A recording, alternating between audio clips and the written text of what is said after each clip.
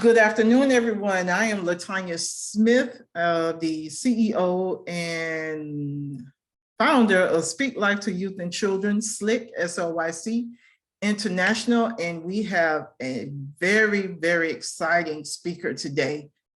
I haven't officially met her face to face, but we have talked on the phone, we have talked online. Her name is Ms. Author Margo Thomas. She's currently in Florida. She is a lovely lady, sweet, has a lot of information to share with our young people that's online. And they give you a little background. She is the former program director for Take Stock in Children at Tallahassee Community College, which is the community college I actually started with back in '85. I'm sharing my age, but that's okay. She has developed programs and workshops to guide students and parents through the college prep activities, prepare students for the realities of successfully completing college. She has served over 300 high school and college students, helping them navigate the college process during high school and while in college. I'm not going to share everything. I'm going to let her share her story, her testimony, share her expertise. If you have any questions, you can type them in the chat. I'll be watching the chat. You can raise your hand and all of that. So with nothing further ado, Ms. Margo Thomas, and also for those later on in the broadcast, I will be calling out names of those persons who have won certain prizes. We have a couple of prizes for our high schoolers and a couple of prizes for our parents that are online. So, Ms. Thomas. All right. Hello. Good afternoon. So I'm in Jacksonville, Florida right now. Like Ms. Latanya said, I am an author, and I've written 2 books related to college prep. So one is called Help, What I Tell Parents About Preparing Their Kids for College. And then the other one is called I Am College Bound. It's a college prep planner for high school. And I wrote both of those books because when I was working with parents and students in my program, I usually get a lot of questions at the end of senior year about things that should have been done probably earlier in the senior year or even early in the high school time. And so I thought, well, what if I make this a little bit easier and provide something that my parents would be able to go in and look. And then that way, I'm not answering questions for 30 different people. Each time I'm answering the same question over and over. And so that's why I wrote those books. I am a first generation college student. My mom had an 8th grade education, and I decided when I graduated from high school that I would go. I got a 2-year, an associate's degree, which is for 2 years, at the local community college in my country. And then I later on came to Valdosta State. So I'm actually wearing my Valdosta State alumni. So I went to school in Georgia, and I got a degree in accounting and actually loved it. And when we talk about college majors, right, I started out as an accounting major. And somewhere in the middle, like I think my last year, I was really struggling. I was taking a class that it just seemed like I could not get the information. Like I wouldn't pass the test I wasn't passing the test. Sadly enough, most of the people in the class weren't passing the test. And at some point I thought about it like, okay, I'm not doing well in this class. Maybe this isn't the major for me. And so I went back in and sat down and tried to figure out, well, what could I change my major to? I couldn't change it to something outside of the business school because obviously I'd already put in 3 years in this degree. And so I went through all of the other business degrees, marketing, management, economics, finances, and I thought I didn't like any of them. So I needed to suck it up, pumpkin, and take that class and pass it. And so I was able to do that and actually graduate with the degree in accounting. And I'm happy that I was happy that I pushed myself because obviously that would have cost me a whole lot more money to go back and change my major. But also the fact that with an accounting degree, I can work anywhere. I can work in any industry. I can work in any type of company. There's always a need for accounting. And even if I don't do accounting per se, there's always a need with the accounting degree. There's so much that I can do with that, that I'm glad that that was what I continued doing. And so I see we have 2 people on right now. Can you maybe put in the chat what grade you're in now? Or turn unmute yourself and say it there, whichever one works. I think Kendra, if I'm not mistaken, she is a senior this year. Okay. And I'm not sure of the person on the iPhone. If you would, the person on the iPhone. Okay, so that person said 11. Okay. So we're looking at a junior and senior. So what I'll do is skip, well, no, I'll talk about briefly about freshman, what you should have done in freshman and sophomore year, just in case you haven't done any of these things yet. So one of the things is get to know your guidance counselor. When you transition from middle school to high school, your guidance counselor is totally different. The role of the guidance counselor is totally different than it is when you were in middle school. So I would say if you have not had a conversation with your guidance counselor yet, please schedule one. Look at career exploration. So think about what are the things that you're interested in. And I'll go into some detail later on about how you can do career exploration on your own. Look at the high school courses. Now you're a little further. So, and then think about your extracurricular activities.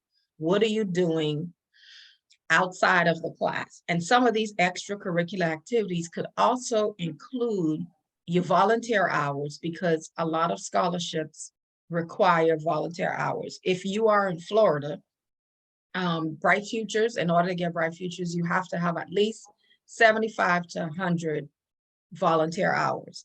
If you're in Georgia, obviously the Hope Scholarship has some requirements that you would need to meet as well. So make sure that you can research it yourself. Just go in on the internet, go into Google and type in Hope Scholarship requirements, and it'll give you all of that information. And then you could also talk to your guidance counselor and figure out, okay, how do I track certain things? And then that would help you figure out what it is that you need to have in order to get these scholarships. Don't leave money on the table. I'm a firm believer on not leaving money on the table. And we all are here. We all are listening to the news at some point. We hear all about the student loan debt. We're hearing all about Biden's debt forgiveness, student loan forgiveness program. And we're also hearing about how people are fighting against it. So if you don't have a whole lot of financial aid, a whole lot of student loans out there, then the fact whether this is passed and whether this, it becomes viable for people out here, if you don't have a lot of student loan debt, it won't even matter to you that much. So just think about those things. We talk about standardized testing. So 11th grade, 12th grade, have you guys taken either the ACT or SAT exam yet? You can raise your hand, put it in the chat. Okay, so I don't see any response, so I'm assuming that's a no. Okay, Kendra said no. If you haven't, okay, I see I've only took the practice. So the person on the iPhone, can you tell me what your name is? Because then that'll make it, when I call a name, then I know who it is.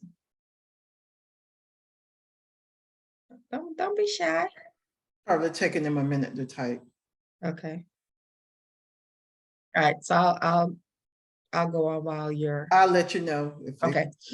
So if you haven't taken any of the ACT or SAT, I will tell you that both exams are significantly different. And some people do very well, or Ethan, okay. Some people do very well in the SAT and do poorly in the ACT and vice versa. So I would say take each of them at least once And then that way you have an idea of which one you're better at. Now, Kendra, with you being a senior, you don't have a whole lot of time. So I would suggest, finding out, doing some research, going in, look at SAT requirements, SAT exam, when you could do sample exams on their site, and same thing for the ACT. And then that'll give you some idea of which one you think you would prefer to take. I think ACT has science in it, so that may be what either determines whether or not you decide to do it. If you are good in science, then you may decide that, okay, I prefer to take the ACT because I can kill it in science. If you're not, then do the SAT, because you know that the scores in the ACT will be, the science scores in the ACT will be a detriment if that's not your strong suit.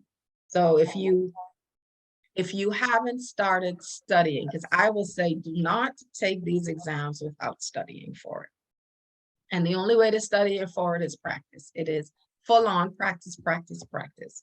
There is and I'll talk about it a little bit later, but there's a website called Khan Academy. And most of you probably have heard about it before. It's KHAN Academy. I don't remember if it's .org or .com, but they have test prep available online that you could test yourself.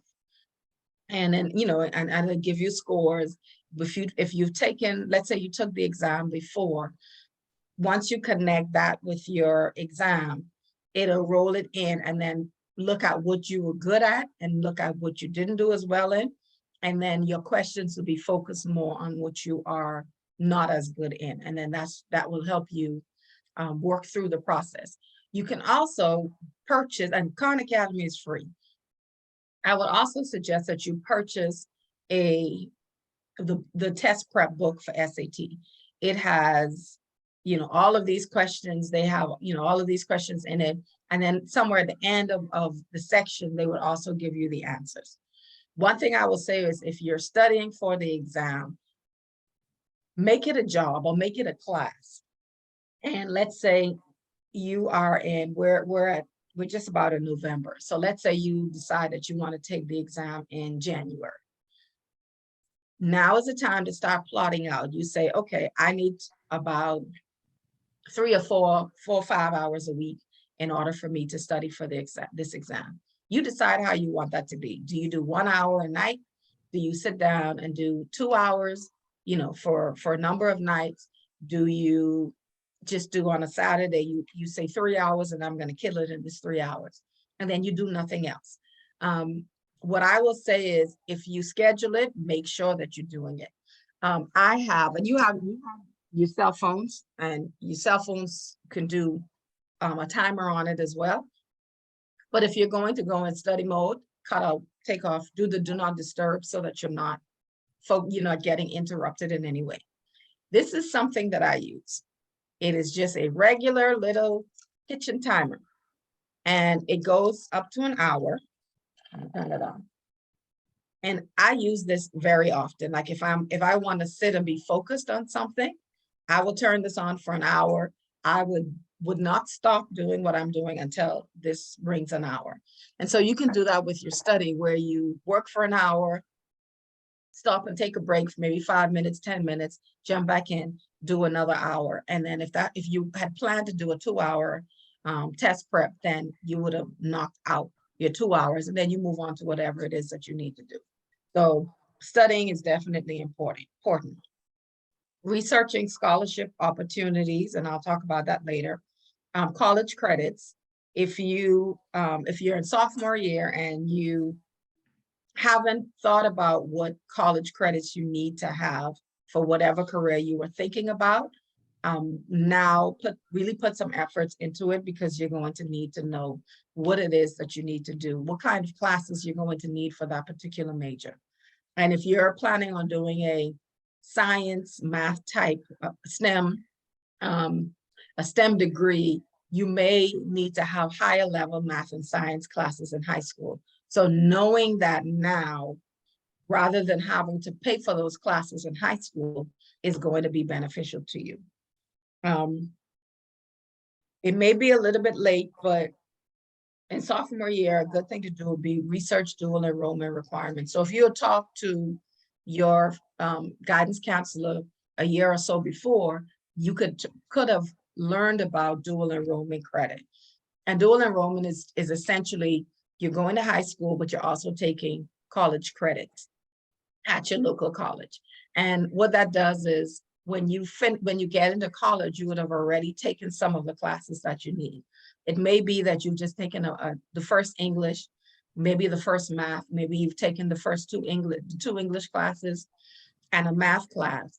I have had students who graduated from high school with their associate's degree, or almost ready to finish their associate's degree. And that helps you because obviously that's money that you didn't have to pay for. Your school pays for you to take those classes.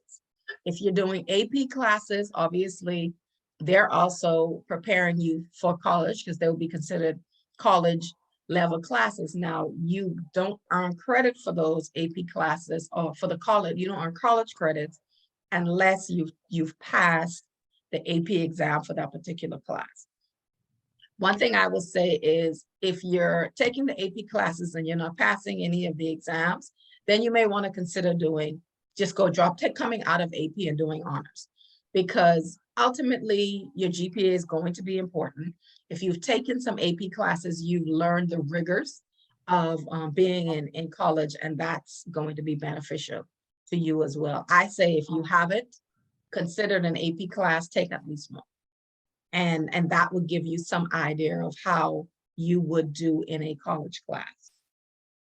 And then as a junior, so you're looking at standardized testing, by now you should have taken ACT, either an ACT or SAT. You should be looking for scholarships. Now, you may not qualify for too many scholarships as a junior, but at least if you get an idea of what's out there, you create a timeline of what needs to be done. And we'll talk about that as well. So you create a worksheet that allows you to keep tracking. And so something as simple in this research is think about the students that graduated last year. And many of them are out there talking about the scholarships that they got. Oh, I want a Delta Jam scholarship. I want a Link scholarship. One of these different scholarships in my community. Well, that should be a ding, ding, ding. Okay, maybe I need to figure out what the requirements for those scholarships are. And then that would allow you to, in that time, to just go in and I let that person in just now. You can go in and because now you have an idea of what scholarships are out there that I can try. And then that you know what the deadlines are because you've researched it before. And so just use these things as research. Let's see. So then you are looking at career exploration as well. I think that's something that you should do every year. I will tell you that your likes and dislikes and interests are going to change. They may change drastically. They may change, not that drastically. So I will say when I do a career assessment for myself at the beginning, when I first started working with Take Stock in Children, for me, everything was budget related, right? Everything was budget, everything was grants, everything was finance. And then I started working with students and realized that I liked it and realized that, the speaking part of it, the teaching part of it, related to college prep was something that I liked doing. Well, then a year into it, I went and did a career assessment again because I was going to talk to my students about how to do career exploration. And so what I decided to do was take the assessment with them. And I realized that my interests changed somewhat. Yes, the budgeting, the accounting, the finances, the banking, those things were still there. But then it added in trainer, speaker, teacher, and those things came up because then my interests changed. For you guys, think about you were in certain classes, right? And you took an elective class just because that was what was available. And then you got in that class and you thought, oh, well, wow, this is something that I really like.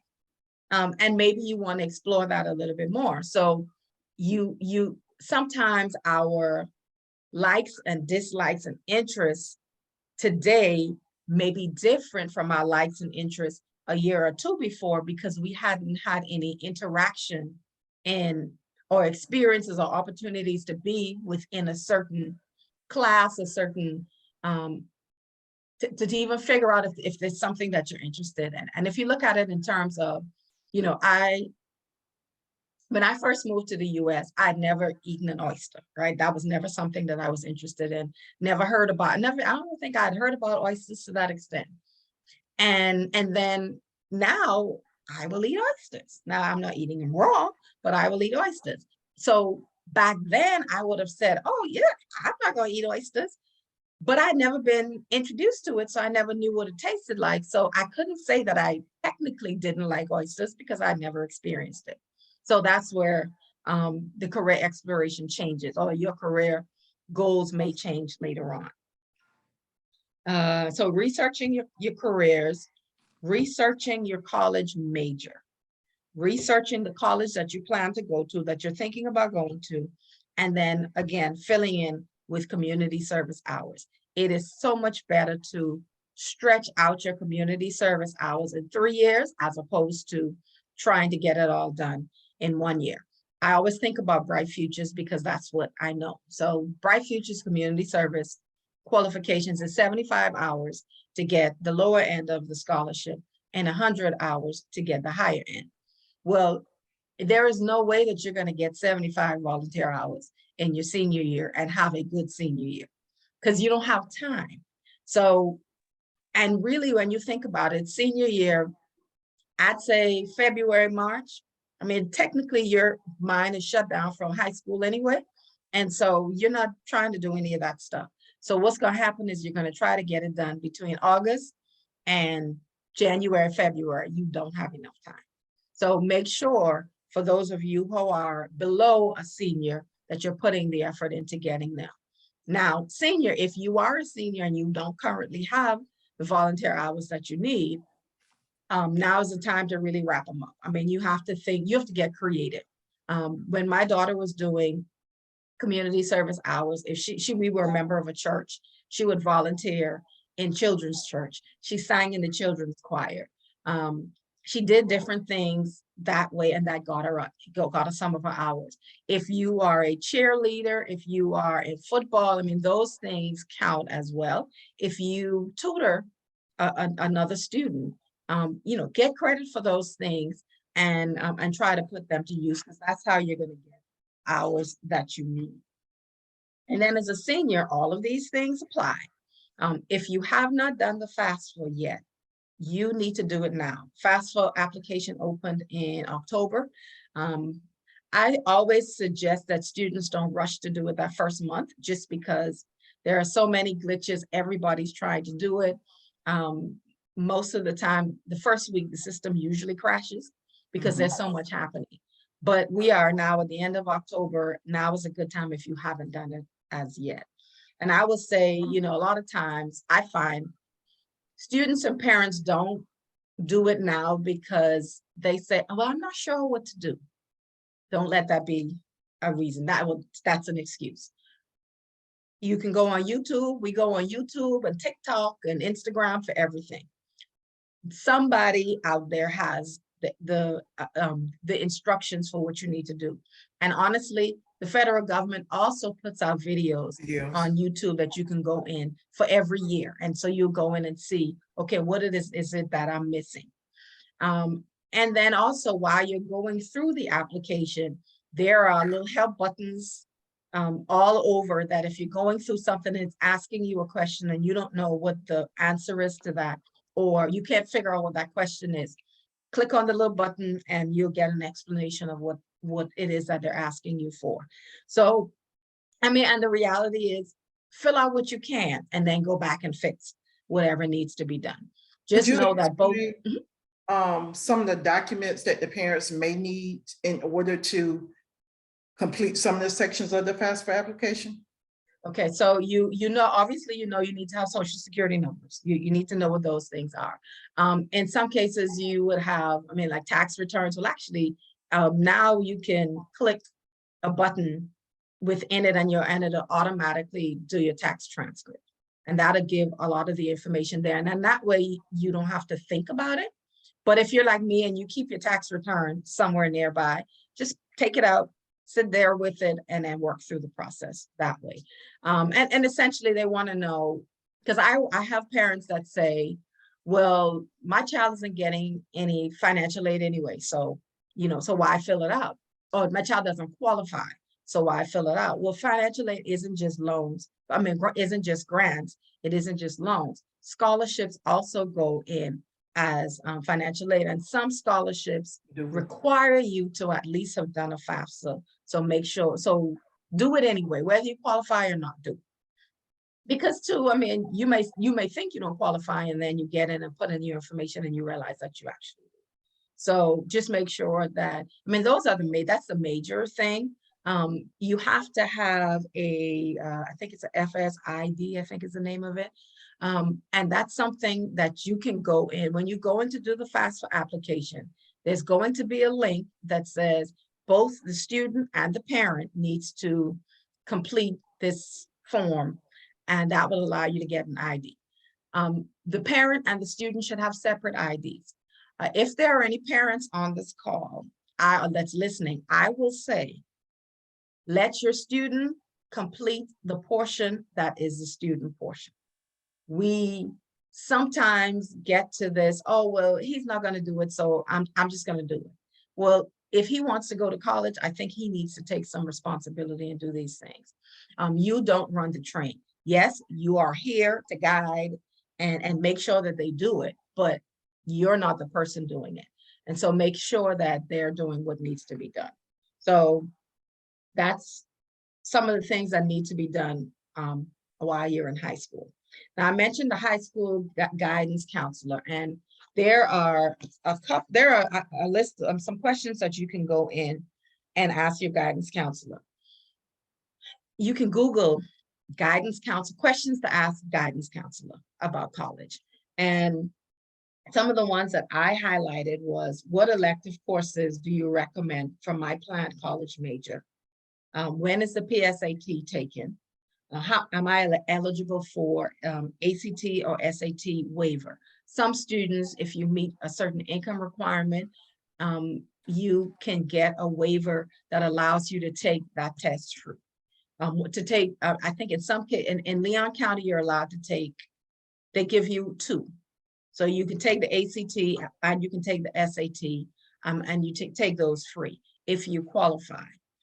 If you're part of a lot of organizations out here that's college prep, or talking about college prep, some of them pay for you to take it as well. If your school doesn't provide it, if you don't qualify, if you can't get it from any organization, then I think it's your responsibility to pay for it. It's $75 for the exam. We pay $75 for a lot of things. And if $75 makes a big difference, I'll give you an example. When my daughter was in high school, senior year, she did not, we kept saying, you need to take the ACT, you need to take this exam, you need to take this exam, you need to take this exam. And she played with it. So we got to the end and I said, if you don't figure out how to take this exam so that you could potentially get this Bright Future scholarship, then I don't know how you're paying for school. And so the day of her graduation, the morning of her graduation, from 9 or 8 to 12, she was sitting down in an auditorium taking the ACT exam. And, you know, her argument that day was, well, oh, I can't get my hair and makeup done. I don't care. Ain't no point in you going up and walking around at graduation all cute and don't have any money to pay for college. So for me, that was more important. And then also we at some point there was a program happening that allowed, that I think was a 6 or 8 week program, that every Sunday for a certain period of time, the students can come in and they do all of these practice stuff. I think personally that was the only reason she passed that exam. So, and she was able to get half of her tuition paid. Well, she did community college at Tallahassee Community College for the first 2 years. And because the price of the community college was so much cheaper than going into a university, they actually paid 80% of her tuition. So in dollars, we paid probably $600 for her to get a 2-year degree because Bright Futures paid everything. She didn't qualify for grants because we made too much money at that point. But that was something that helped her out a lot. And then when she went to Florida State, she was able to get, they gave 50%. So she still ended up getting loans, but she graduated with maybe $15,000 in student loan debt, as opposed to 30, 40, 50, $60,000 that she could have paid. So ask those questions. Should I take college credit? So is taking college credits applicable to me? Does the school allow for dual enrollment? A lot of times, and I will be honest, a lot of schools do not tell people that look like us about dual enrollment. And so it's up to you, the student, and up to the parent to find out, to ask questions about it. Do I qualify with my grades? Can I do this? Do you think this is worth it? Because if you don't, you know, they say that there's a saying that the song that says closed mouth don't get fed, and that's it. If you sit down and you're quiet, like I didn't know about dual enrollment when my daughter was in high school. I put her in IB, and she had been taking these IB classes, and you know, really the percentage of students that graduate with that IB diploma is slim, right? We ended up taking her out, I think, in 11th grade. So 11th and 12th grade, she did honors classes and some AP classes. Technically, if I had known better, she would have taken general classes in 9th and 10th grade, maybe 11th grade, and then taken during the summer, we would have put her in online classes that she could have done Florida Virtual School for all of those summers to catch up with some of the classes that she could have gotten done. And then senior year, maybe taking 2, 4, maybe 6 classes to get her through with dual enrollment, so that when she got out into college, that was less classes that she had to pay for. So ask those questions. Having your guidance counselor review your high school transcript with you and determine whether or not the career that you're thinking about makes sense. Because if you are not good in science and you're talking about going in the medical field, that may not be the best thing for you. Now, that doesn't say that you're not going to buckle down in college and kill it, and you know, and get do well in these classes to be able to pass and get a degree in those things. But having those conversations earlier so that you can realistically choose a career that you're going to do well in, and that's going to be beneficial for you. And then asking about scholarships. A lot of schools know about scholarships out there. Again, closed mouth don't get fed. If you don't go and ask, you don't know. And if you don't do any research in it, you a lot of times won't know. And so one thing I wanted to look at briefly is researching career. So I'm going to share my screen with you. And let's find it. So this here, how can I get this down?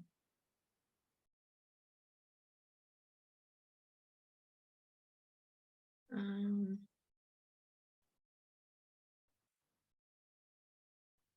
right, let's try this one. I am trying to pull down. Is there a way to hide this, the share part, so that I can see? Unshare. Okay, I think I see it. I can pull it Okay. down. Yeah, I can pull it down. All right, so one place that I will always send students to look for career resources is, oh, what did I do? Oops. Is ONET Online. So let me just leave it there. Can you, my screen is blurry. It's Can you not guys see me blurry. okay? It's not blurry on my end. Okay, all right, so it's probably just something happening with me. So if you go on, it's ONET online, so ONET online.org. And you're looking at, I want to, if you know the occupation that you want to be in, you can just type it in here. And so let's say nursing. And okay, why is this? All right, something's happening here. So let me just stop sharing it. And try it again. It may be just a glitch. Yeah, okay, it's not showing me. I can't get out of anything right now. And so Okay. I'm just seeing a black screen for me. Yes. Are you able to see me? Yes, ma'am. I'm seeing you. Okay, I'm not sure what's going on. Can you stop my ability to share my screen and see if that'll help? Hold on. Let me remove his co-host. Can you see yourself now? Okay, let me try this. Okay, yeah, for some reason my screen is just really blurry all of a sudden. But Want me to give you the permission to co-host now still? well, let me not do it because we'll just Okay. All right. work through it because I don't know what's going on with it. Okay. Okay, so I will say ONET Online is a website that you can go into. It will allow you to do, if you know what it is that you really want to do, and you can go in and just click, do a search in there for whatever that degree is, whatever that career is that you're thinking about. If you are not sure, or you're saying, well, I'm thinking here, but I'm not sure, I would suggest going in. And there's a link in there that you say, I'm not sure what it is that I want to be. And so once you click in there, it'll give you a career assessment. And the career assessment is 60 questions. And those 60 questions are things like, do you like working outdoors? Yes. Do you like working outdoors? Do you like working with people? Do you like kids? So there are 60 quick questions. When you go to do that, pay attention to, don't spend so much time thinking about it, right? So there may be some questions that they would say, do you like, this isn't a question, but let me just say this. Do you like dealing with blood? Do you like seeing blood, right? Because I know I would never make it as a nurse because blood creeps me out. So I would have responded to that no immediately. Sometimes people overthink the question and it's like, well, I don't know how to do that now, but if I learn how to do it, then I could do this. I don't want you to do any of that. You just going in and you're saying, do I like this? It's, yes, no. I think there's a level rating. It's, definitely no, somewhat no, I'm neutral, somewhat yes, definite yes, right? So you're going in and you're just putting in an answer. And this thing can be finished in 2, 3, 4, 5 minutes tops. You don't need to spend any more than that on it because you're just answering the questions. Once you're done, you'll get a report that pops up and it'll tell you some of your personality traits. And as you go through them, you pick, I'd say the top 3. You go through that and you say, okay, what is common? What careers are common in my top 3 sites that are top 3 careers that I'm good at?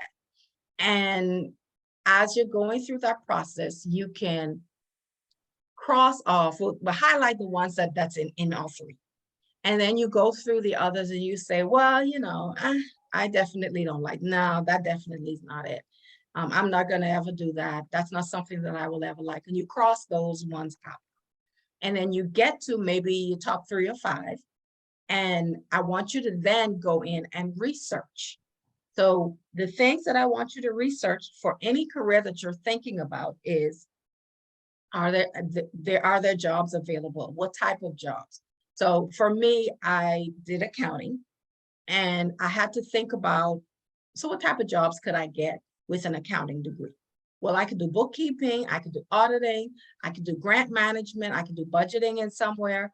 And, I could work retail, I can be a cashier, any of those things would work. So if you think about a degree so let's say you said, I want to do social work. Well, what jobs can you find with a social work degree? A lot of times students want to do psychology. What type of jobs can I find with a psychology degree? And that's all I want you to do. Then I want you to look at educational requirements. What type of classes will I have to take for this type of degree? I knew with accounting, I was taking a lot of accounting classes. I was taking some finance classes. Yes, I had to take management and marketing and economics. And, there were a number of other classes that I needed to take. But knowing that if you say, I want to do engineering, right? Well, one thing to think about is what type of engineering it is that you want to do. Because if you were doing, I had a student that wanted to do I think it's like bioscience, biometrics, something like that, engineering. And so he knew that he had to take a whole lot of chemistry. He took some physics classes. He had to take a lot of high level math. So if, as you're going through that and you say, oh, chemistry, I don't know, then maybe you may think of, okay, well, I will still want to do engineering, but maybe something else. Well, if you want to build bridges and build roads and all of those things, then physics may be more of the classes. Physics and math may be more classes that you want to take. And then you may say, well, physics, maybe math, but physics, nah, that ain't my thing. So now I need to look at other areas of engineering that I want to take. Or you may say, well, you know what? I don't think engineering is it. And so this is why I want you to do the assessment, because and the research, because it gives you some idea of what you could do well in based on your personality and not based on what someone else told you could be good at. So keep that in mind. And then industries, what type of industries can you work in? Again, with an accounting degree, I can work in any industry out here. I can work in trucking, I can work in health related, I can work in the hospital, I can work in the financial services, I could be a bank teller. I mean, there are so many. I worked at a college and I ran a program for students, but I also had to work on budgets and grant requirements. So any industry you can work in. And then what pay, right? So I will tell you that any degree that you go into, the teachers for that degree is going to tell you that you can make, when you come out of school, you could make an average of $60,000 a year and la, la, la, la, la. And I won't say that they lie, but I will say that they didn't give you all the truth. Because the reality is most degrees, you're not coming out making $60,000 because you don't even know. I mean, you have book knowledge, but you don't have any experience or anything like that. And so someone has to teach you what needs to be done. So I will be fully transparent. When I got out of college and they told me I could make $50,000 a year as an accountant, and I went and got me a job in Miami, paying me $32,000 a year, I was crushed. Because yes, accountants out there make $50,000, but they don't usually make that at the beginning. And they don't tell you that, you would probably need a master's degree or take the certification and get you a CPA. And then you would make closer to the higher numbers. But when you first start, you don't make that kind of money. And so I want you to be realistic. And then you also look at that $50,000. So I say 32. So after working for a year in Miami, I was transferred to Tallahassee. I got a raise, and I think at that point I was making 36. The average in Tallahassee was like 32, 28 to 32, which meant that even when I moved to Tallahassee, well, technically I got a raise because my expenses in Tallahassee was less than it was in Miami. But someone coming into the firm that I worked with did not start with 36,000, and maybe half of them didn't even start with 32. So it's where you decide that you want to live. And then also, you think about, someone may say, oh, in New York, the starting salary for whatever this position is $70,000. And you think, oh yeah, I can do that. But the cost of living in New York is so much higher, right? Where you may be able to get an apartment in Tallahassee or in Atlanta for $1,200. In New York, you get a closet for $1,500, $1,600, $1,700. And so you have to weigh the difference in where you're going to live. And then, so looking at the requirements. And so then we'll talk about researching your college major, right? So now let's go back to, well, let's ask, how many of you, tell me what careers you're thinking about. You can either unmute your phone or you can type it in the chat.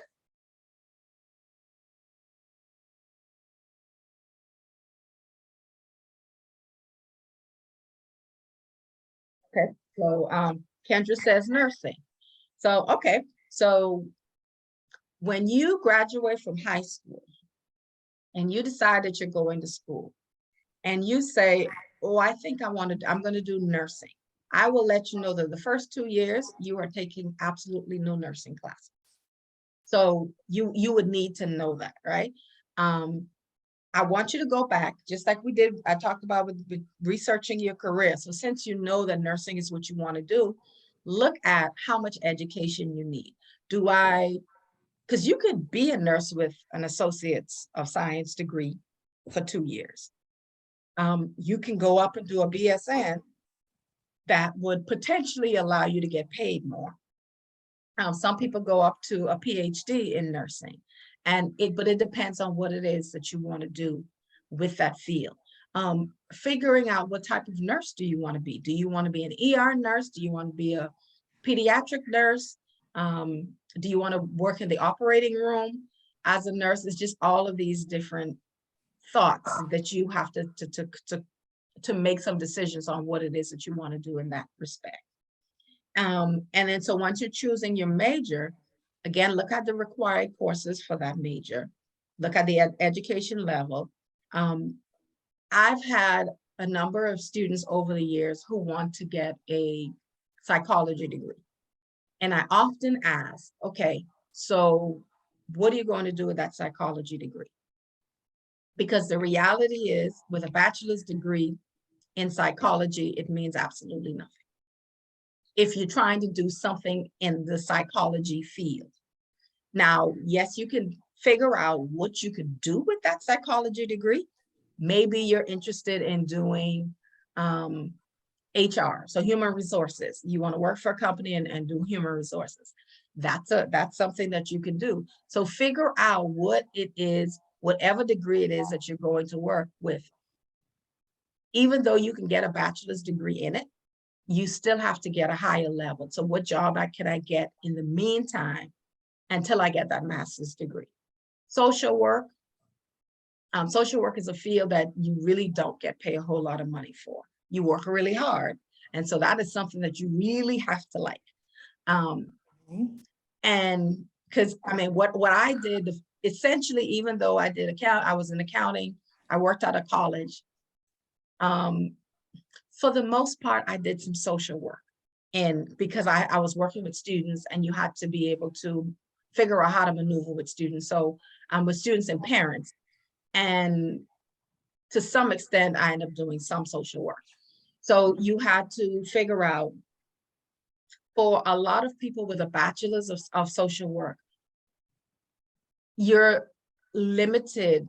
And I mean, you can get a lot of jobs, but the pay is lower. So a lot of people you will see would go and do that extra year and get the MSW, which is the Master's in Social Work, and work it that way.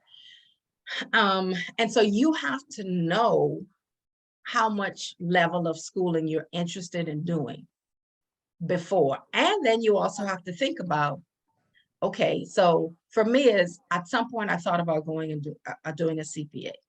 At some point I thought about going and doing my master's degree, which was recently. And I started to look at, okay, for me to go do a master's degree, I would have to do another maybe $36,000 in student loan. And then I looked at, okay, so what's the potential of my pay increasing significantly?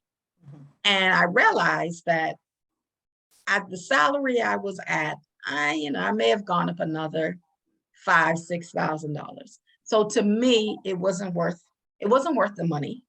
And then it also wasn't worth the time because I didn't want to give up my time studying to do all of that. And so I decided not to go and get that master's degree. And so, but for someone else who may have been making significantly less than me, that person may have seen the benefit of going and doing a master's degree so that they would be able to increase their earning potential. So it is an individual thing, but figure out if that's the route that you need to go in order to do what needs to be done. And I will tell you, if you can do all of this before having kids, go for it. Because once you start having kids, your time is limited because you're now having to go home and it's difficult trying to study and do and work and do all the things that you need to do. So make sure that you know that in advance. Now, I would say choose 2 to 3 potential majors. And that doesn't mean that you're going into school with the 2 to 3 majors. You're just having that in your head. And this is going to be a part of your research and what you need to do. So if you say nursing, you're looking at, okay, do I want to be a CNA? Do I want to do my bachelor's degree in nursing? Am I thinking about a master's degree in nursing? But what if nursing doesn't work for me? Because I will tell you, getting into nursing school is very competitive. I know in Tallahassee, FSU, FAMU, TCC, School of Nursing is difficult to get into. But then also I had 2 nieces at Valdosta State trying to get into the nursing program there, and they could not get in. And they were being advised to go in and, well, maybe you should just take some more classes for another year and do this and maybe consider this. If you have an idea, what can I pivot into if I cannot get into nursing school? What other things am I interested in? And when I say 2 to 3, I'm not saying nursing and accounting. I'm saying nursing, maybe I do something else. Maybe instead of doing nursing at some point, I realized that maybe I can do radiology technology where, I go and give the ladies mammograms or, I'm still in the field. I'm still helping. I'm still doing these things, but I'm not doing it in a nursing capacity. Is that something I would be interested in? And then, so that would help you. And also when you choose the college that you go to, because you want to know that the majors that you're thinking about, let's say 2 majors that you're thinking about, is offered at the college that you're going to.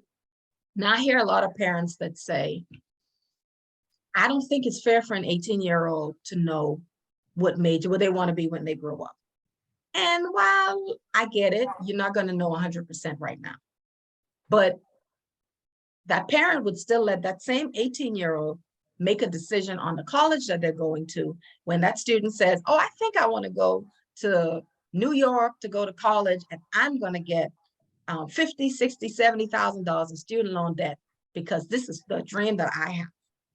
But then you still say, oh no, that 18-year-old can't make that kind of a decision, but you're letting them make a money decision. So there should be a balance. And having an idea what major you want to go into will definitely help you make a decision on the college that you're going to. Because like I mentioned, when I took accounting and I didn't do well, I had to decide, okay, well, what other major will I be able to take? That's not going to cost me a whole bunch of money. That's not going to take me way on the other side of campus. It's just pivoting within this little bubble that I'm working in, and then using that. Because if you decide that I want to go to Georgia State and Georgia State is one major that you're interested in is at Georgia State, but the other major is not there. What happens if you can't get into that major that you're thinking about? What happens if something happens and you realize that you need to change? Well, now if the other major isn't available, now you need to change schools. Depending on how far you are in your degree process, you may not be able to just go and take the extra 5 classes that you need at school B to get the degree that you need. So just make sure that the school that you're thinking about has, or the schools, because I don't think you should just think of one particular school. I think there should be a few more that you've actually done some research, just in case, because no matter how good of a student you are, there are so many good students out there that there is always a possibility that you don't get into the school, your top school, and you may have to decide to do something else. Or you get into your top school, but you realize that you don't have enough scholarships and there isn't enough money for you to pay for that school. So now you need to think of another school that you want to go to. So it's good to have at least 3, 4, 5 schools that you're interested in. And you do the research for them. Don't just blindly say, I think I want to go to, this school, and you haven't thought about why you want to go to that school. I mean, like an educational thought of why you want to go to that school, because wanting to go to a school to get away from your parents is not a good idea. That's an expensive, that is a very expensive move. And more than likely, you're going to have to come back home because you can't. So the things that I want you to think about when you're researching your college, are 2 of my majors available, my 2 top majors? What are the requirements to get into that school? And I pulled up FSU, which was what I was going to share with you. But so FSU, their GPA, let me see if I can just look at it without sharing it with you. To get into FSU admissions. So they say they look for strength, and then strength, it's your transcripts, your GPA, how rigorous your courses were, and your high school profile. They look at skills, so they would look at essentially your resume. What are your academic and non-academic involvements? And then character, high school and neighborhood context. What's out there? What would be the best things for me? What's good about me? Why should they allow me into their school as opposed to somewhere else, right? And so you would go onto their admissions page. If you were Georgia State, whichever school it is that you were thinking about, you go to that particular website and you would look at how to apply, what are the deadlines. Definitely look at the deadlines, because if their deadline is November 1st and you submit an application November 2nd, you more than likely will not get into that school unless later on students decide that they don't want to go to that school anymore and they chose something else and now they have space available. So you want to make sure, figure out what the deadlines are. Are there application fees for that school? And then what are they looking for? And also, is this a school that you really want to go to, right? So you're looking at all aspects of this school. Part of your research, I would say, would also be to do a tour of that college campus.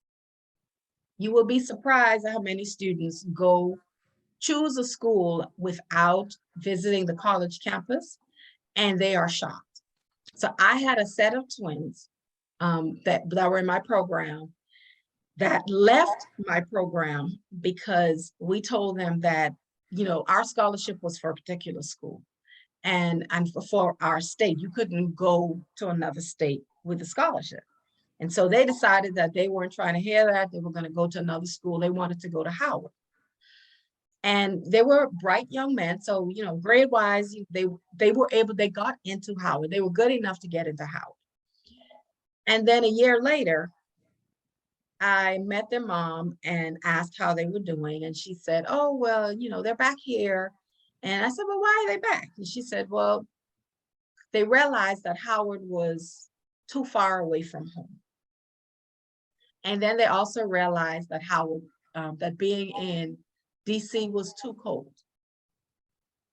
And that the area that the school was in, there was too much crime. Now, those are things you would have known, right? I know for sure that these students actually had done a college tour. So they did it on a bus. So they knew the ride from Tallahassee to Howard was long. The year that I think they got into school maybe 2 or 3 years after President Obama got into the office. And all of us watched the inauguration and saw all of those people with the jackets and the hoodies and the big coats and tall boots and, you know, scarves wrapped around them. So we knew in the winter it was cold. But they still decided that that was the school that they wanted to go to. And then in a year, they decided that they weren't going there anymore. And now you had to transfer the credits that you took from DC for them, bring it back to Florida. With some states, the requirements are different. So even as simple as, I had a student who graduated in Tallahassee. She went to Valdosta State.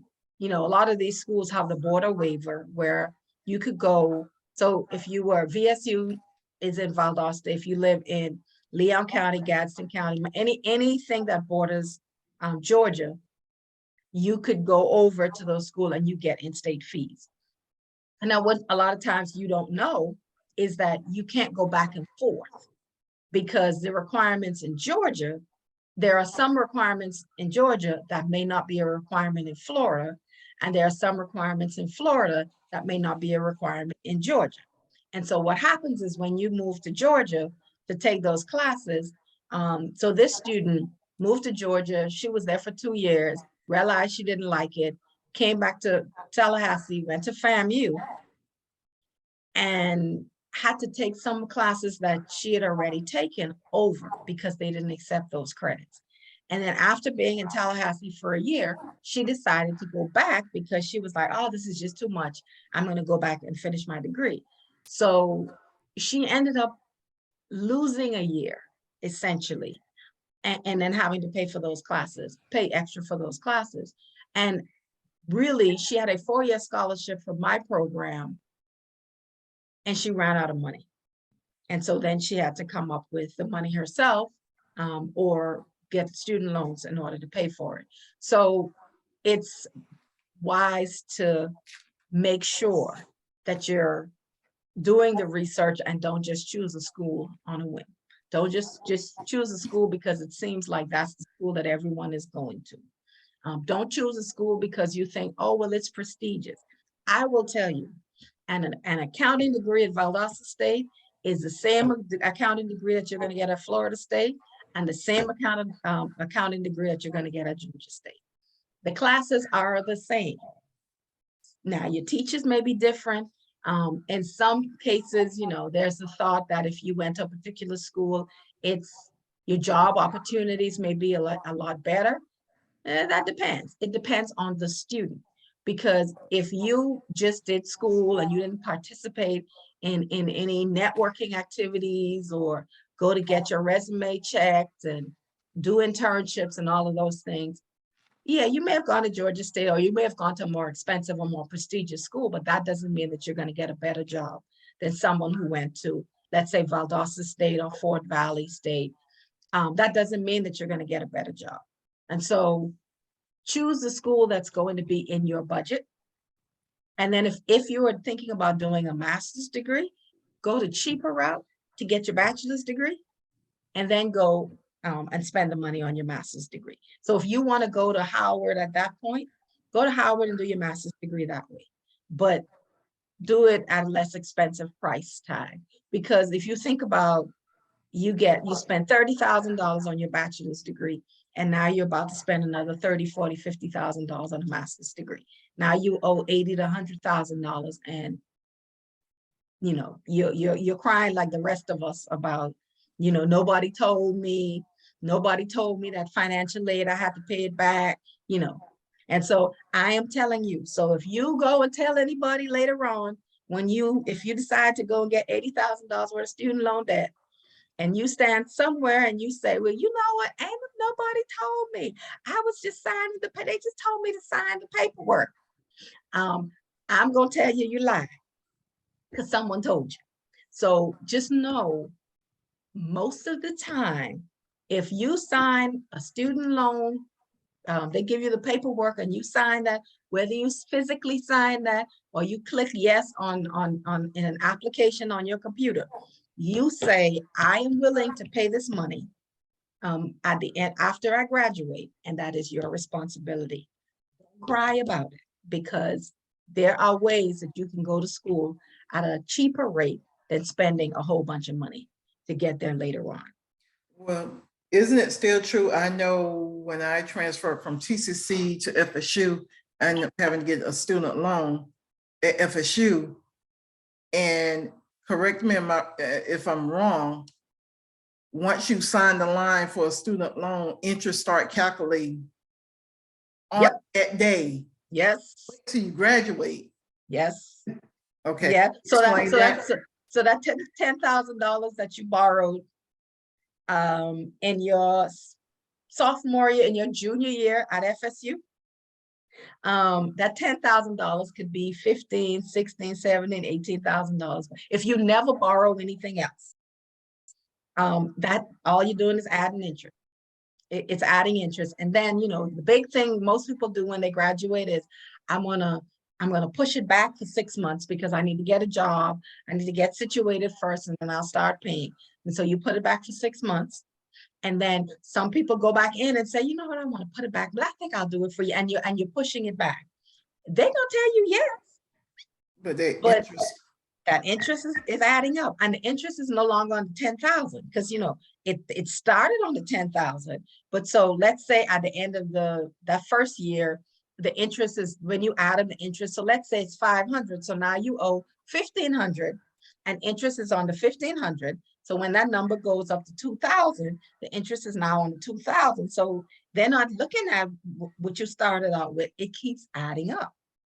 And so you have to know that you have to pay that money back.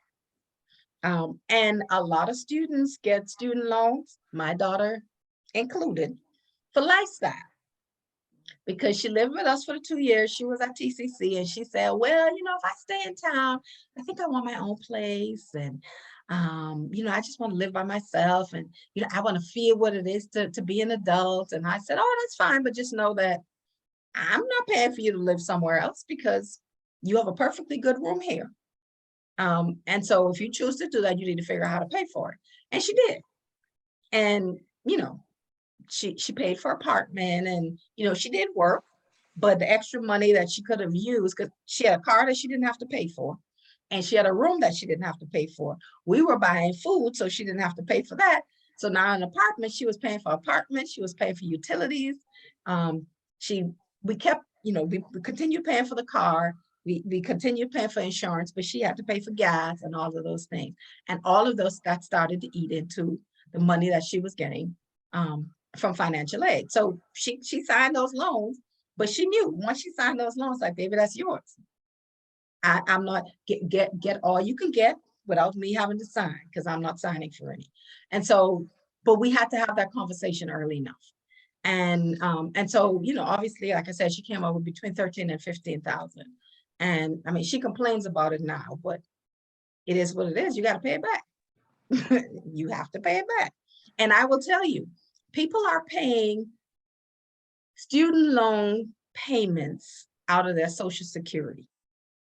I had a parent who works for Department of Education, and the department that she worked in collected student loan debt. She said people were making payments out of Social Security checks. So it doesn't just stop. The only way your payment stops is if you die.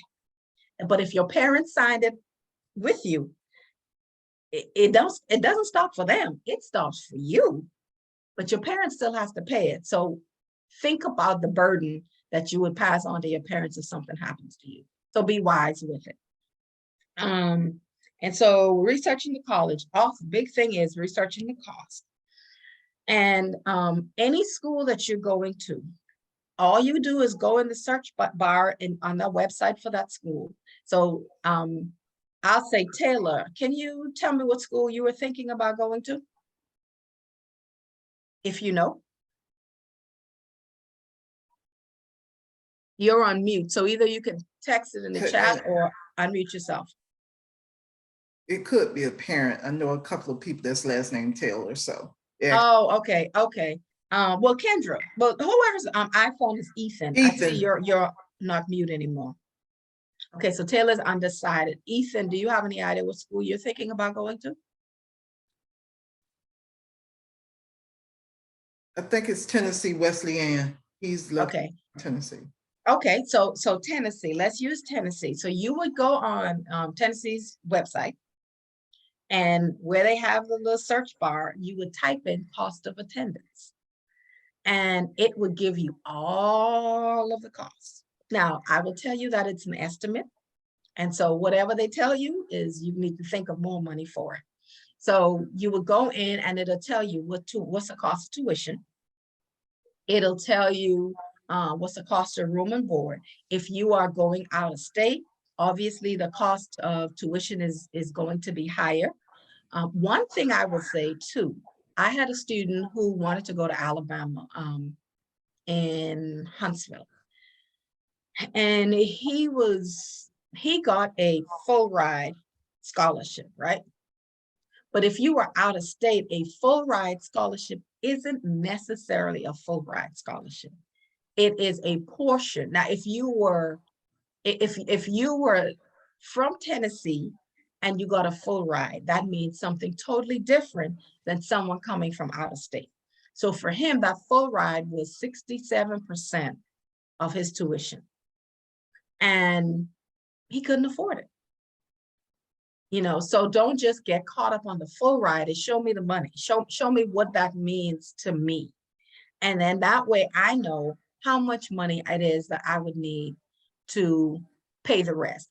This student that was going to Alabama, his parents sold their house and moved into a trailer because they were so sure that this was the best thing for him. And I kept telling them, and maybe you want to reconsider that.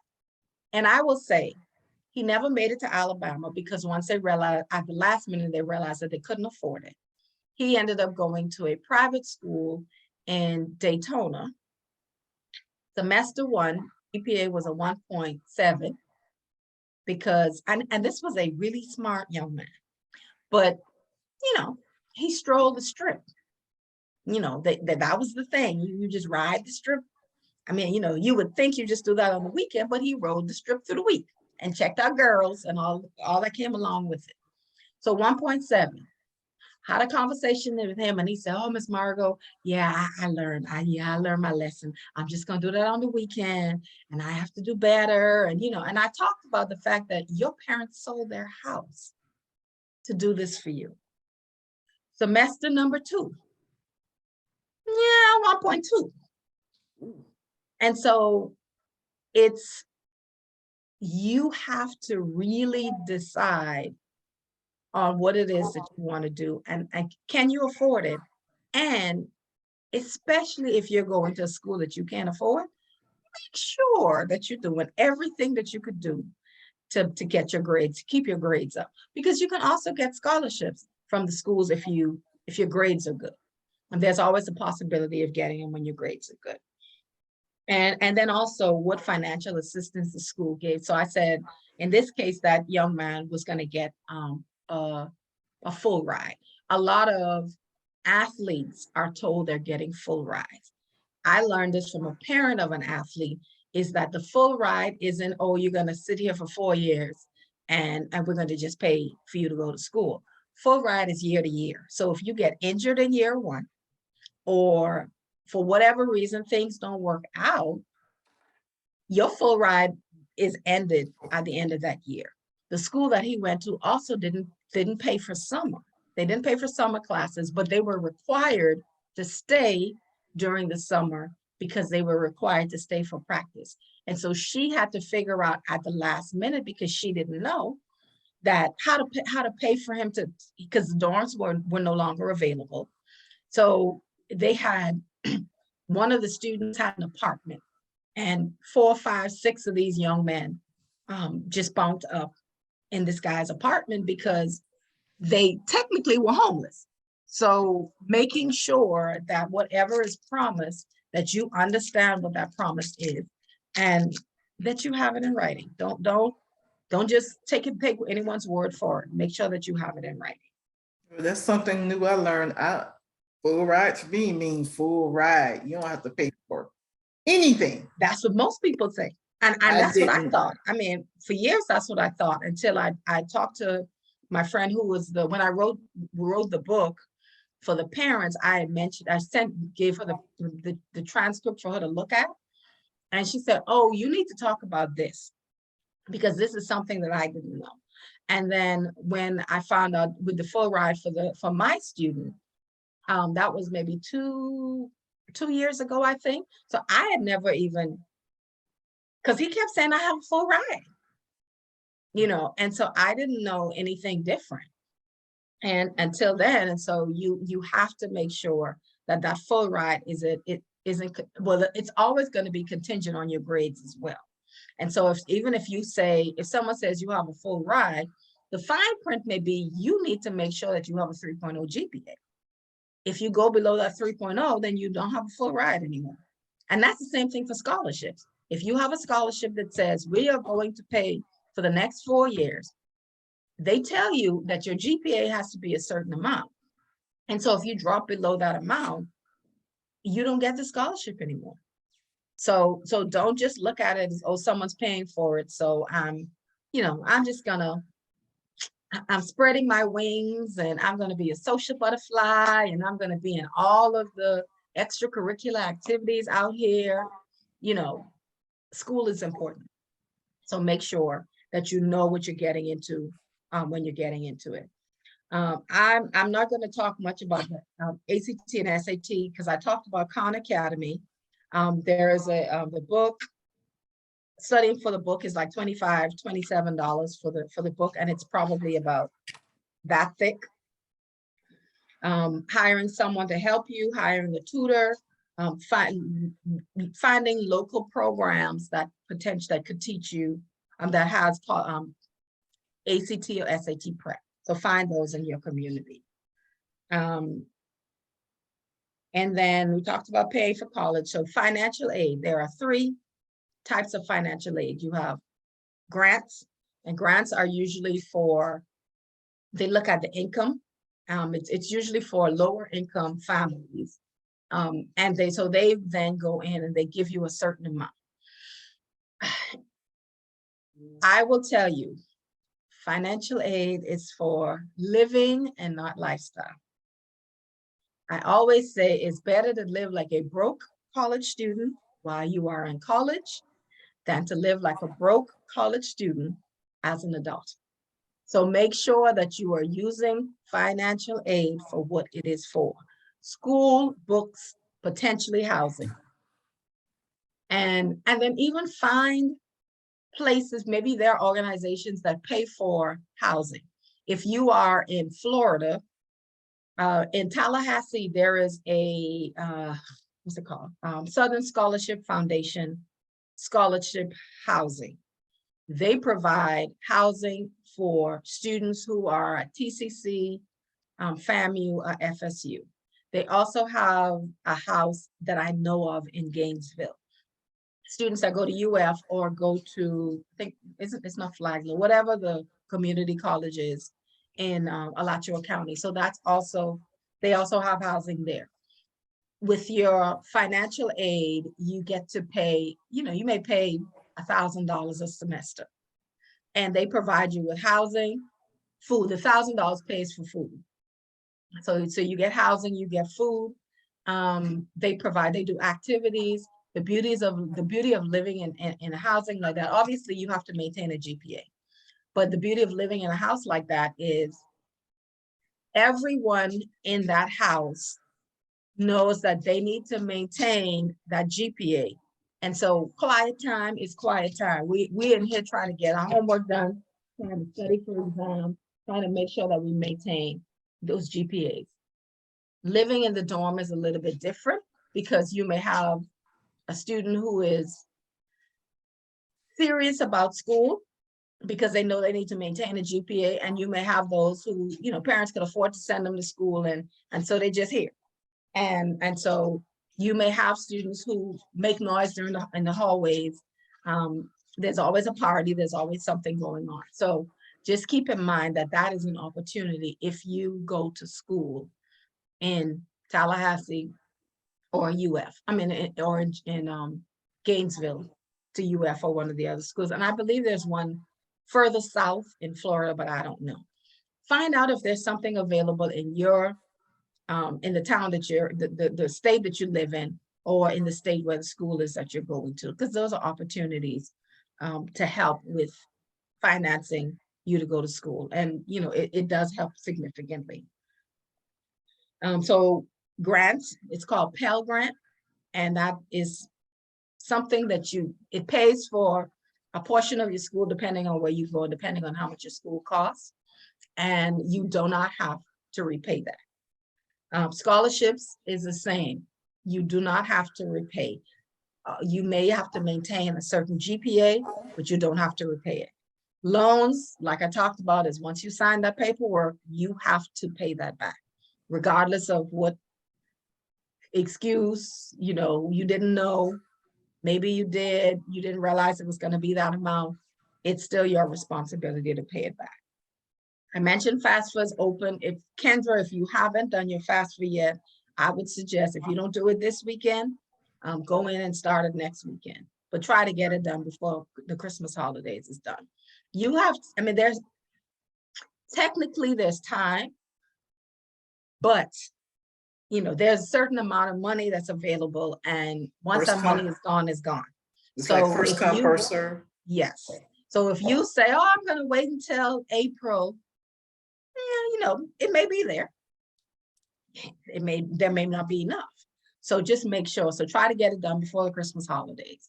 And then to peace of mind, right? So once you've done it, and keep track of your emails, because there may be something where they send you an email to say, hey, we didn't get this, or we need this. You need to keep track of your emails.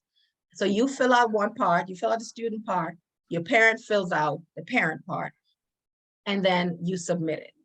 And it gives you some time that if there are any questions, if something happens, they say, well, we need XYZ, you'll have it. If you wait until the end and you're trying to get into school, say in the summer, and you're just putting it in April, there's a possibility that you will not have money to do. Because, I mean, think of the thousands of students that are filling out this paperwork, and it has to be processed by somebody. So if you wait until the last minute, then it's going to be processed at the last minute, and you're going to have to figure it out on your own. So don't wait until the last minute. Like I said, their website has a lot of help, tips, and you're able to get help from YouTube or Google, or even your guidance counselor can help you with that process. Sometimes, a lot of times, your schools do it, the guidance counselor do it with your schools. I find a lot of parents would say, oh, well, we should have gotten help from school. I know a lot of guidance counselors complain is that we do it and no one shows up. So either they do it lunchtime or they do it after school, so parents can be a part of it. And a lot of times parents don't show up, students don't show up because they're busy. And then you get to the end and you put that blame on someone else. So go in, it could be intimidating initially, fill out what you can, and then work through the process for what you don't know. Again, go to a school that you can afford. And I'm not saying don't go to a private school or don't go to a big name school, but you need to figure out how you're going to pay for it, because some people may go out of state and it ends up being cheaper for them than someone going in state to another school, because that school gave more free money. So you have to go to a smaller school. Like I went to Valdosta State. I got in-state fees. And part of my in-state fees was I had to, twice a year, I had to participate in some event. that they had, and that helped me. My dog is walking around, so you're gonna hear sound like something tap dancing. So he's out, he's walking in the office.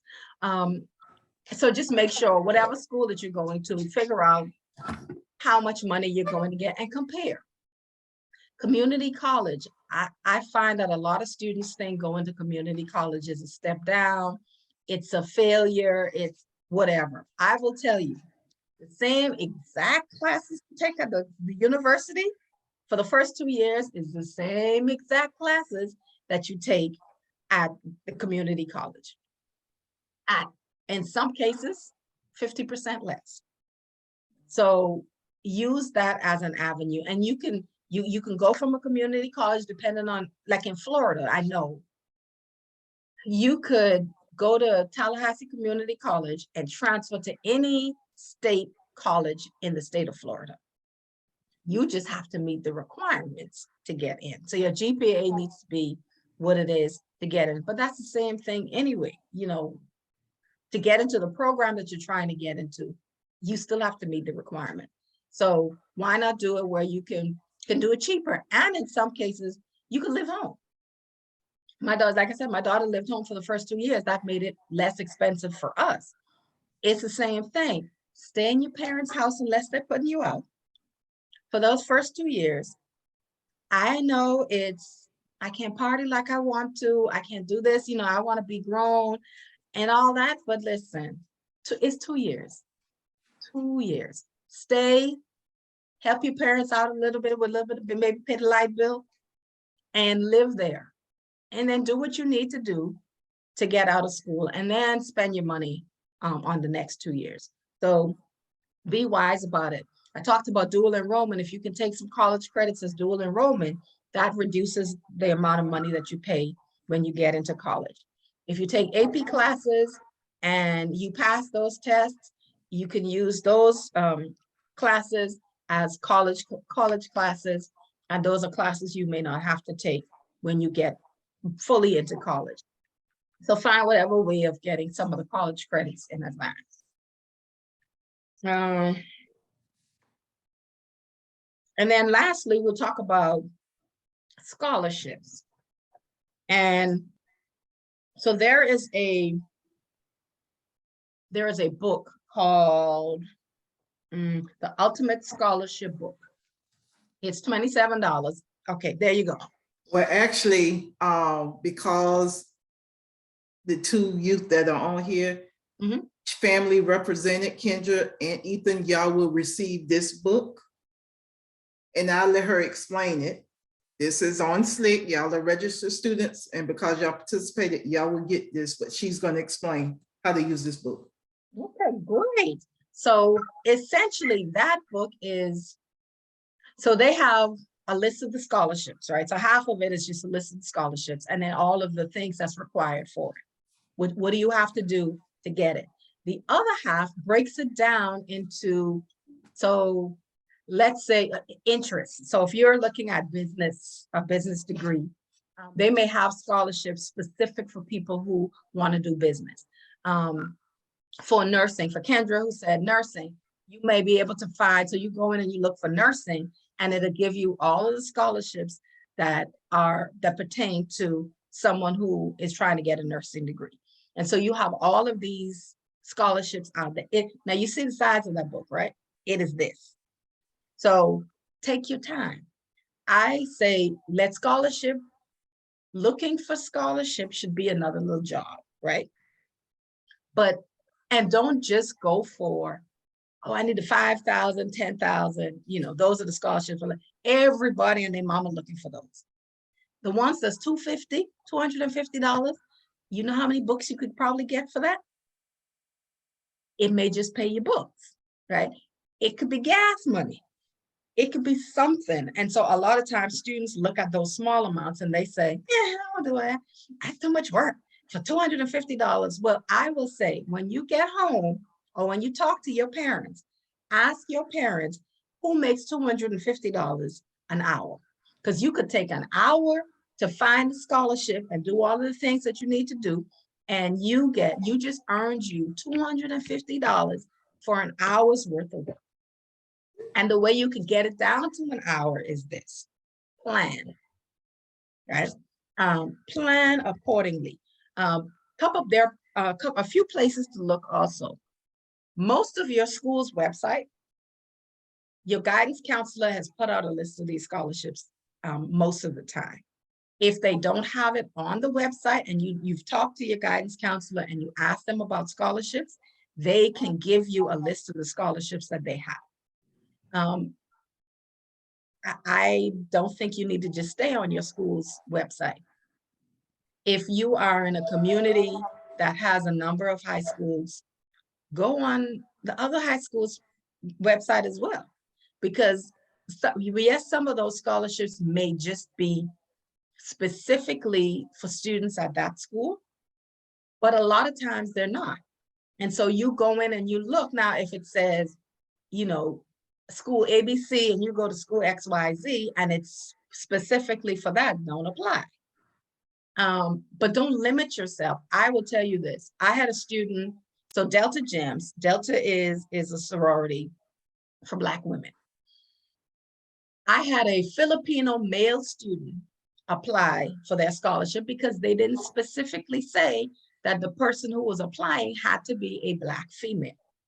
He applied and he got a scholarship. So if it doesn't specifically say a gender, try it. I also had, when my daughter graduated, she had a friend, and this girl was raking in so many scholarships that finally someone said, can y'all just get her a chair and sit it at the end of the stage, because she's walking back and forth a little too much. There was a scholarship when the lady came up from Zonta. That was an organization in Florida. It's for women. She came up and she said, you know, this girl got the scholarship because she qualified, but she got all of the scholarship because she was the only one who applied. I had with the program that I was working with, there was a Filipino scholarship that they gave out every year. And they said for 2 years, no one applied for it. And so they gave it to me and said, can you give this to your students? I printed out the application and I gave it to all of my seniors. And then I kept following up with the people. Did any of my students apply? Did any of them apply? Well, you know how many applied? 0. And I knew, and I told them, apply. There is a possibility that at least one of y'all will get this scholarship. None of them applied for it. And they put it in rotation again for another year. So you just never know. They may have a certain amount of money out there that if no one applies this year, then maybe they push the money in for the next year. And so now you get more. Ask your church. You know, if you're a member of a church, do y'all provide scholarships for students who, and you have to, in most cases, they're going to require you to be active. If you're a part of an organization, ask, do y'all provide scholarships for your students? You just never know. If any of you are eligible for programs like Upward Bounds, now they don't provide scholarships, but they give you a lot of information. You may get a little scholarship, but you're not going to get a whole lot. If you're in Florida and you're in Tallahassee, well, Florida General Care at Florida State provides scholarships for students. And so your local colleges more than likely have some type of organization that could potentially help you get some type of scholarship to help pay for school. So let me look here that I can give you some things that I think about when you're applying for scholarships. So one thing I would say, write 3 essays. Most of the essays for scholarships are not big essays. They some of them are like, 500 words. Some of them are maybe 1 page, something like that. If you write 3 essays, there is a possibility that one of the questions that you answered that they're asking for, you've already answered. These are some of the questions that I ask students.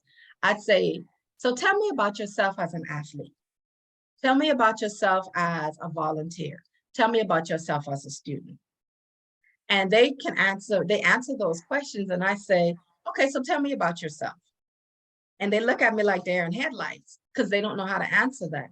And it's like, well, you just told me who you are as a student, what your grades are like, how do you do in school, what classes which courses you enjoy. You told me about, yourself as a football player and how you are a leader on your football team and la, la, la, la, la. Well, why can't you mesh some of those things together and answer that question about tell me about yourself? But if you've already written some of these things, yes, you have to tweak it, but you don't have to go and reinvent the wheel. So here are some questions I want you to think about. What are my major accomplishments and how have they impacted me? Whatever they are. You may have won an art, you like art and you submitted your artwork to a competition and you won. What did that mean to you? It could be you got into a particular organization that you really wanted to be a part of. How did that impact you? Maybe you always wanted to be a cheerleader and you were able to make the team. How did that impact you? And so if you answer that, and you don't have to, it doesn't have to be you don't have to do a whole paragraph with it if you don't want to. You could just do some bullet points. But know that these are the bullet points that if someone asks me this same question or something similar, how can I manipulate these questions? Well, let me not use manipulate. How can I move the responses to these questions around that I can answer that question without having to think about it so much?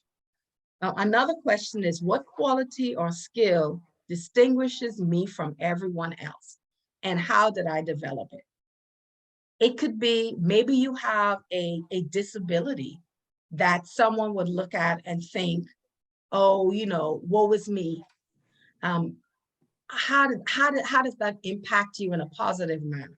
Like what does this, and you could talk about the disability a little bit, but then how has it benefited me? Because a lot of times, we may have that disability that you say, oh, I have MS, and people be like, oh, wow. But MS has opened up doors for you to be a speaker. And so now you have good communication skills, you have good speech, writing skills, because you've gone to organizations and you've talked about your having MS and how it's affected you. So those are things that you can use as skills. And then how did you develop it? What did you do? Maybe you were afraid to speak in public. I will tell you, all through high school, all through college, I was the girl that was never going to stand in front of nobody and give a presentation. I had a teacher told me the only way that you're going to get a grade in this class is if you speak. And so I stood at that podium and I did this. I read line for line for line. So I had to figure out how to develop that at some point. And the way I did it was joining Toastmasters. So you have to figure out, how did you develop it? What was the most challenging time in your life and why?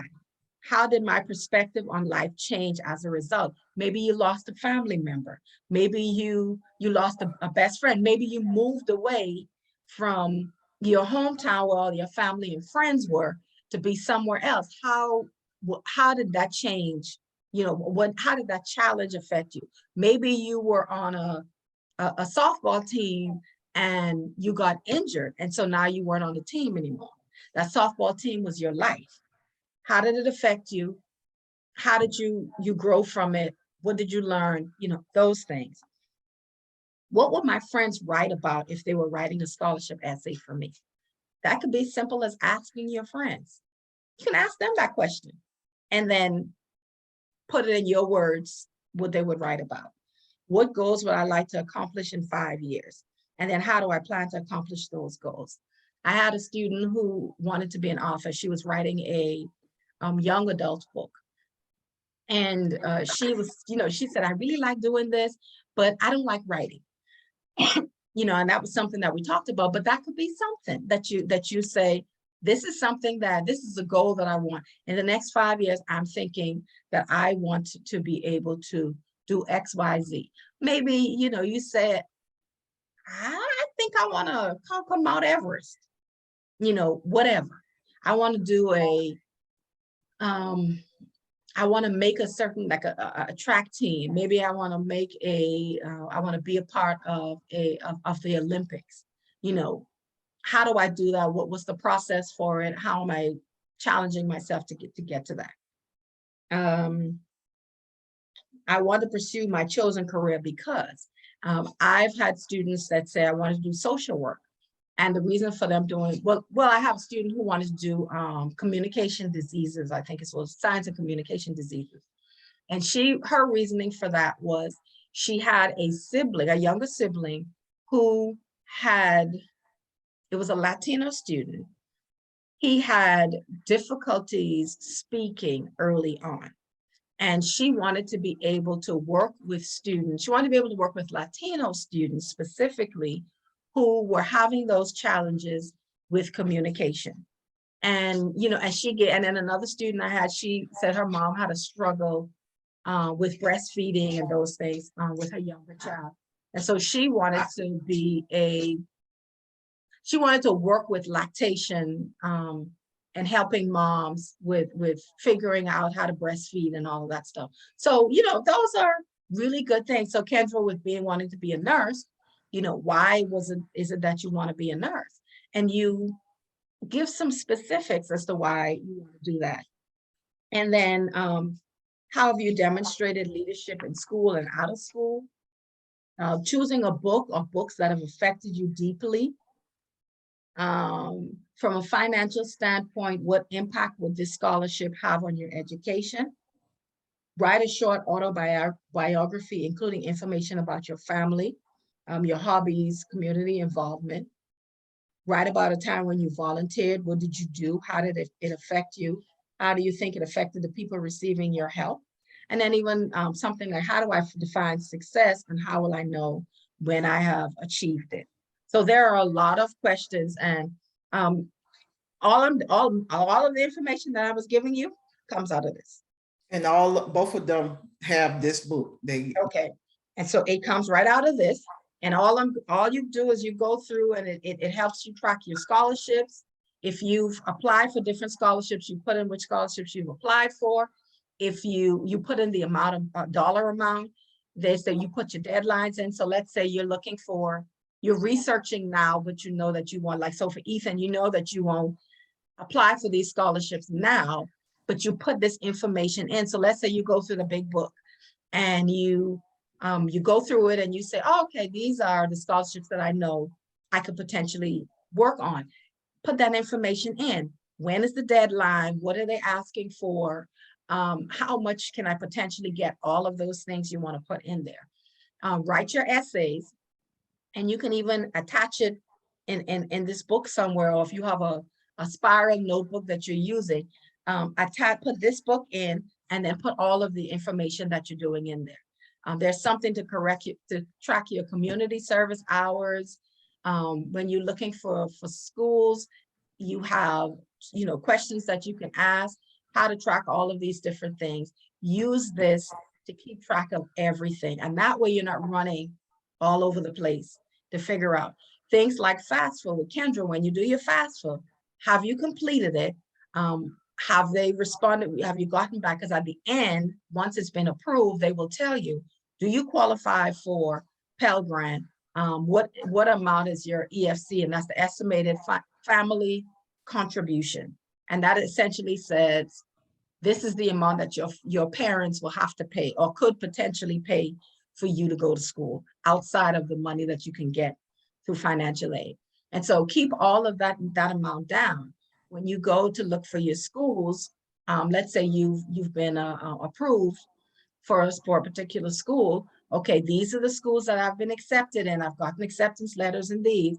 How you've already written in how much it's going to cost. And then you're going to put in, I've been accepted. Have I gotten any scholarships? How many scholarships do I have? All of that stuff is going to be right there on a page that you can then go through and you say, okay, well, these are my top 3 schools that I'm thinking about. Which of these are financially feasible for me to go to? Because I've been accepted in all 3. They have the majors that I need. I'm getting scholarships from them, but will these scholarships be enough that I will be able to afford to go to that school? And all of it is right in there in the book. And so I want you to really pay attention to that and then work through the process. And so I will leave. We have a few minutes, so I give you guys the floor if you have any questions. I'd say unmute yourself and then ask them, and then I'll try and respond to them.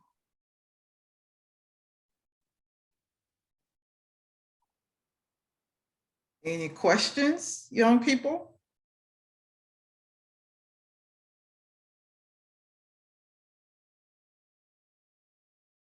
No questions? Okay. Go ahead, Kendra. I mean, yeah, Ms. Brown, Terrell.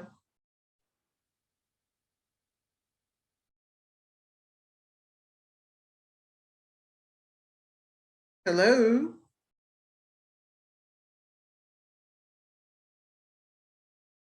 Okay, she muted herself again. Okay, we want to thank Ms. Margo for her excellent presentation, all the information. I've learned a couple of things, and I've been out of school over 30 years. Wow, the whole full ride thing just threw me. Never knew that one. Yeah. She actually has written several books. This is a book she's written for the parents. And she just came out with a book. If you want to go ahead and tell everyone, since this will be on YouTube, tell everyone the books that are available that you just wrote. Okay, so I just did the first 28. So I just lost my husband a year ago. And I wrote a journal that's called The First 28. It is a 28-day journal for a woman that has lost a spouse. And just kind of goes through a lot of different questions and things that, to kind of help you get through the grief. I also have a book called, a fiction book called When Fate Whispers. It's a short story. And I have a few more books coming out. I've been working. She's been working, yeah. I have been writing, and it's good. I mean, it's therapeutic. But my passion for years has been working with students and just making sure that students are prepared for college and not haphazardly coming up with majors and, and just trying to make decisions on something that's going to make such an impact on your life, wanting them to not make those decisions on a whim. It's put some thought into it. Do the research. You have time. If you, my thing would be start, for those out here on the web, start in your freshman year. Start the process. You're not doing everything all at once, but there are things like each year you build up on to what you did freshman year, sophomore year, you build up on what you did in freshman year. And then you make changes. Your junior year, you build up on what you did on your sophomore year and look to see what changes need to be made. And then you do the same thing in your senior year, because you don't want to get to your senior year and be like, oh, I didn't do this. I don't have any scholarships. I didn't know about this.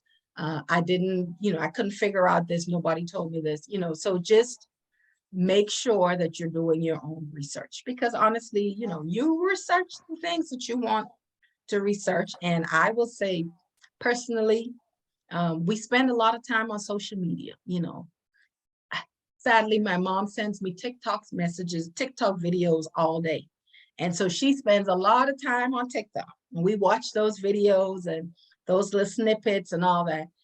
And yeah, we do have a short attention span because of a lot of this, but go in and do the research. You don't have to do all of it one time. Like I said, set a timer. If you say, I'm going to do 30 minutes of this, do 30 minutes of that.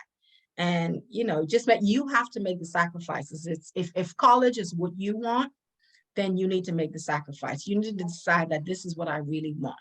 And if traditional college, because this is something I hadn't talked about, if traditional college is not what you want, and you decide that I want to do a vocational degree, certificate, plumbing, electronic, anything, that's fine. It is fine. You know, some people will look down at that.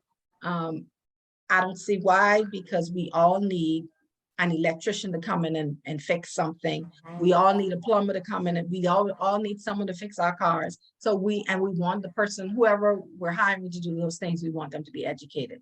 So just make sure that whatever it is, that you do some research and you determine if this is what you want to do, so that you're not stretching the education process out for years and years. Thank you. Kendra said thank you. I want to thank Welcome. you for participating. Thank Ms. Thomas for her knowledgeable experience and sharing so many testimonies and points and key tips and things that our youth as well as parents need to remember and focus on as we're going through this process of getting you in and through college. Couple of things. Your shirt has been ordered, so I have to wait on the print shop to receive the shirts and get them printed. So I will contact you when it's ready to get your address to send it to you. And that's anytime we have a speaker or guest, they get a slick shirt. Oh, okay. Thank you. That's you know, at least what we can do. And eventually, Yeah. hopefully we'll be able to do a little financial thing in the future for those, because time is money. And even though you're volunteering this, you know, we want to be able to eventually to give someone a little stipend as well, but that's futuristically. As far as this book, I just placed the order on Amazon. It is very thick, as y'all can see, it's very thick. The one thing I will say, when you get your copy, there's codes for each scholarship. Now, some of the codes don't work. Don't get discouraged. Still go to the website and apply. Don't worry about the codes, just apply as well. But do your own research. There's so many other scholarships out there. There's so many others. I mean, McDonald's, Chick-fil-A, Macy's, Dillard's, just about every company, business, corporation has some type of scholarship. So do your research, particularly in the STEM. That's the big thing, STEM courses, classes, or what have you. So, and for those who are— And I would say, don't pay for scholarships. If anyone tells you that you need to pay for it, or you need to give them your bank account information or anything like that, do not pay. Do not. Yeah, don't. That's a quick red flag right there. If they're asking for personal information, social security number, banking, checking account information, it's not legitimate. Just, yeah. If you don't know, ask. Email me, text me, inbox me on Facebook, and I'll research it for you. Thanks again. For those who are listening, this is www.slycinternational.com. You can go to our website. If you would like to donate, you can donate via Cash App, the $, capital S, capital S, small p, small e, small a, K, the number 4, capital S, capital L, capital Y, capital C. Speak for Slick, if you want to do it via Cash App. And we'll look forward to seeing what Ms. Thomas has next year in about 6-9 months, and maybe we can collaborate on doing some things. Definitely. Oh, I have something in mind, but we have to talk about it because that's a big to-do. But we'll look at that. And Kendra— I'm always willing to help. Thank you, ma'am. And Miss Kendra is her mom. I can't pronounce her first name, but her last name is Terrell. Thank you for being on. Ethan, thank you for being on. I just mailed you all a package as well. And as soon as I get the scholarship books in, I will get them to you as well.